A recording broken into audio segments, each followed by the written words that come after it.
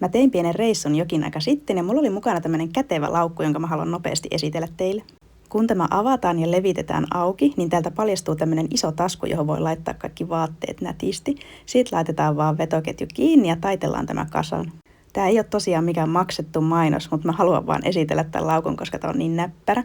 Tää on Vaultbag-merkkinen. Mä oon tilannut tän joskus netistä. Vetoketjujen avulla vaan kiinnitetään nämä sivut, niin sitten tässä tulee laukku. Ja tänne sisälle voi vielä laittaa kaikkea tavaraa. Mulla on täällä muun muassa käsilaukku, sitten pari pientä pussukkaa ja ylimääräiset kengät.